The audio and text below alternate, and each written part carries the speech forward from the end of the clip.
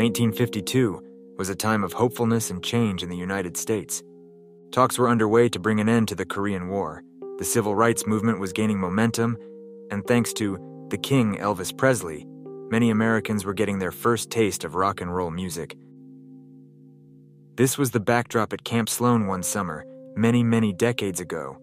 Located in the small town of Salisbury, Connecticut, this annual sleepaway camp was unfolding as planned in July of '52. Youngsters awoke early each morning and headed off to breakfast. Then, a full slate of activities followed, before campers drifted off to sleep in canvas tents. July 16, 1952, was shaping up to be a typical day at Camp Sloan. Typical, until someone asked, "Has anyone seen Connie?" Hours earlier, before breakfast, 10-year-old Connie Smith told her tent mates she was heading to the camp dispensary to return an ice pack. But she didn't do that. Instead, the girl walked away from the camp, picked some flowers along the roadway, and simply vanished. Welcome to Wicked, Connecticut.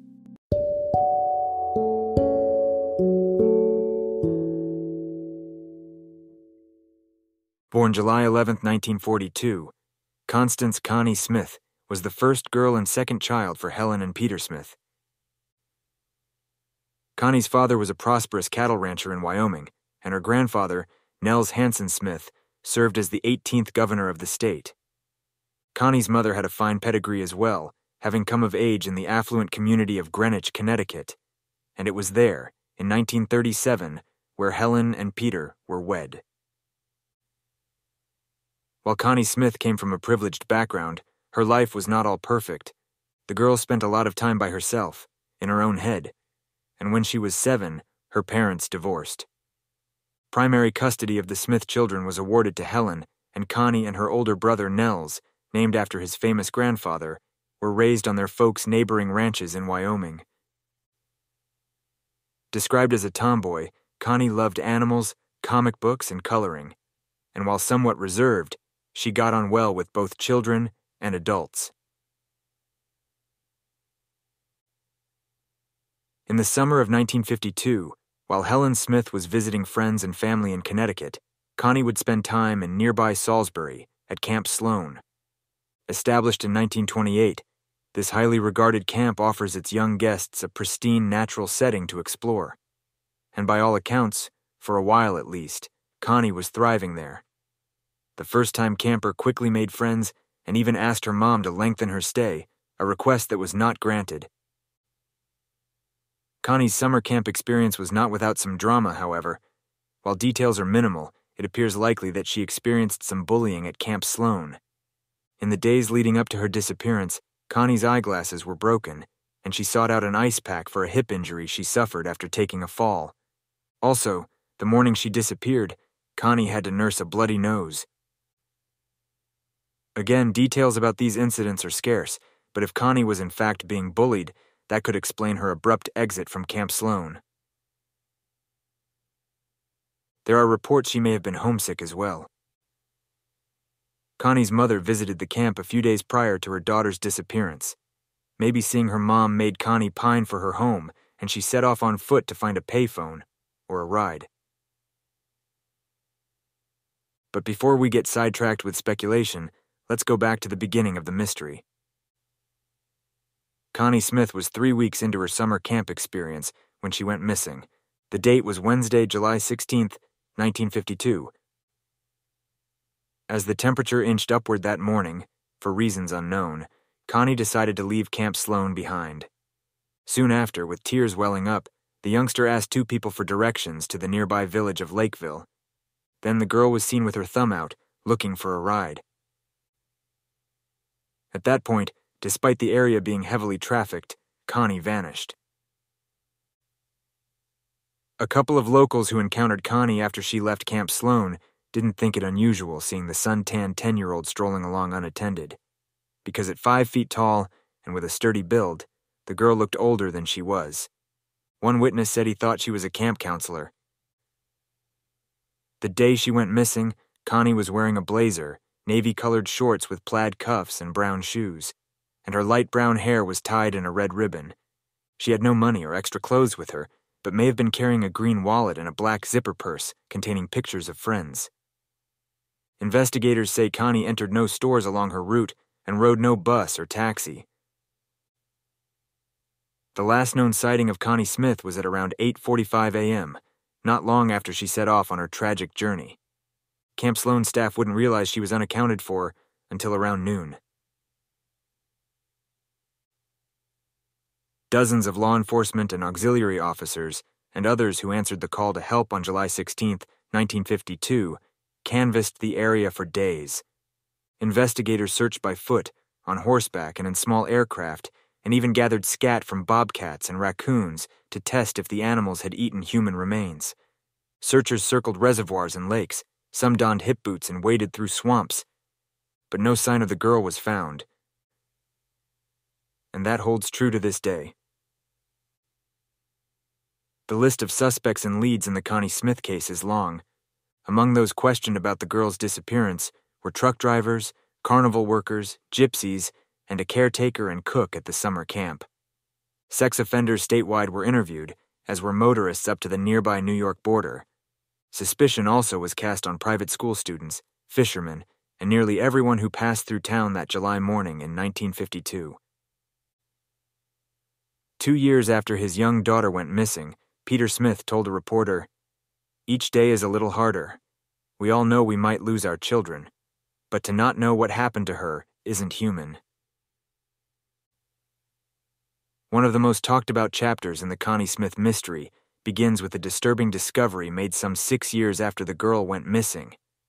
On October 31, 1958, clear across the country from Connecticut, a girl's skeleton was found on a hillside off a dirt road in Arizona. Little Miss X, as the unidentified came to be known, was unclothed and laying prone, south of Grand Canyon National Park. Many wondered if this could be missing camper Connie Smith.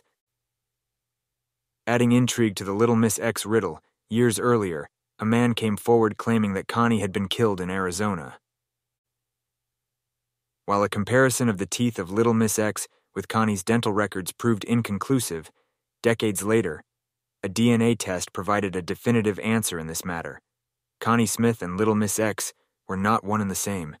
It was another dead end. The lead police investigator in the Connie Smith case, Richard Chapman, was haunted by the girl's unsolved disappearance for decades. A noted expert in forensic identification in his time, Chapman was a rookie trooper when he answered that now infamous missing person call on July 16, 1952. At the end of his career, Chapman lamented that he hadn't cracked the case. But the longtime cop certainly did his due diligence. In one instance, following a tip that Connie may have been buried in the earth above another person's grave, Chapman and his colleagues perused recent obituaries and plunged rods through freshly dug graves until they hit caskets. As Chapman remembers, police felt a little too creepy about that effort to write a report for the official file. Richard Chapman, who died in 2011, continued his search for Connie Smith after his career in law enforcement was over. Like Chapman, Connie's father Peter Smith was relentless in his pursuit of a resolution in this baffling tale. Long after the media moved on from the story, Mr. Smith doggedly followed up on leads, no matter how unlikely or where they took him. Desperate for answers, Peter Smith once flew to California to meet with a so-called Gypsy King, who told him that his band used to kidnap children and put them to work. Another time, Mr. Smith made his way to Virginia to question a 27-year-old horse named Lady that was reported to have telepathic abilities. In 1988, more than 35 years after Connie vanished, Mr. Smith optimistically submitted to a DNA test after a Michigan woman who saw a feature about the missing girl on the TV show A Current Affair thought she might be his long-lost daughter. The results were not a match. Peter Smith died in 2012 at the age of 97, never knowing what became of little Connie. The first line of his obituary states that the heartbroken dad has, quote, left for his next hunt. Not surprisingly, Connie's mother was never the same after her only daughter was lost. Helen Smith once said, "Not knowing is worse than a death." In 1961, a decade after Connie disappeared, Mrs. Smith died of a heart attack. She was just 47 years old. With his parents gone, Nels Smith, Connie's brother, became the de facto spokesperson for the family. For a time, Nels was convinced that Little Miss X in Arizona was his long-lost sister, but as we know, that would be disproven. While disappointed, Nels Smith said the renewed investigation of cold cases was encouraging. Things are still in limbo now, but anything is possible, Connie's older sibling stated, adding, "It isn't over till it's over." In 2023, Nels Smith, who was 84, and his wife Jeanette, 85, were killed in a head-on collision in Wyoming.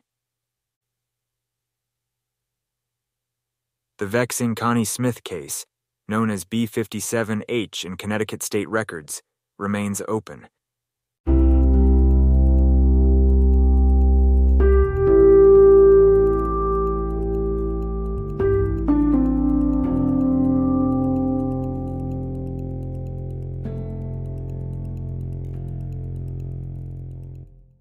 What happened to Connie Smith on July 16, 1952?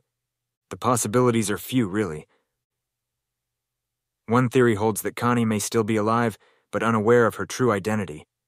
Perhaps the fall Connie took at camp, or the contact that broke her glasses or bloodied her nose, were more substantial than reported, and resulted in memory loss or severely disordered thinking.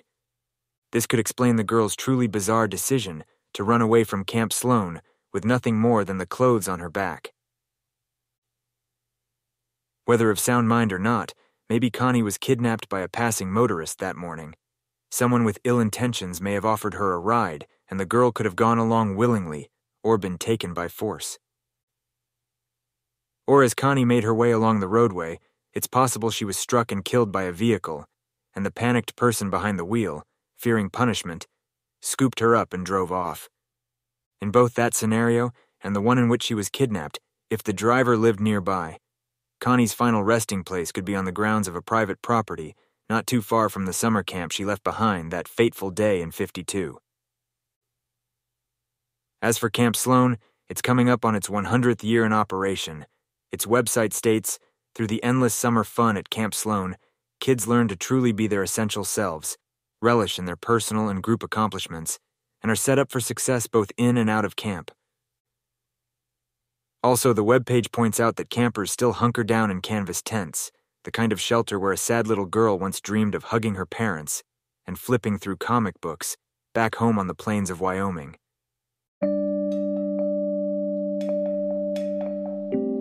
I would like to give a shout out to the many journalists whose work I poured over in order to piece together this narrative. Much obliged. Thanks for listening to Wicked Connecticut. Feel free to email me. The address is in the show notes. Until next time, I'm your host, John Haynes.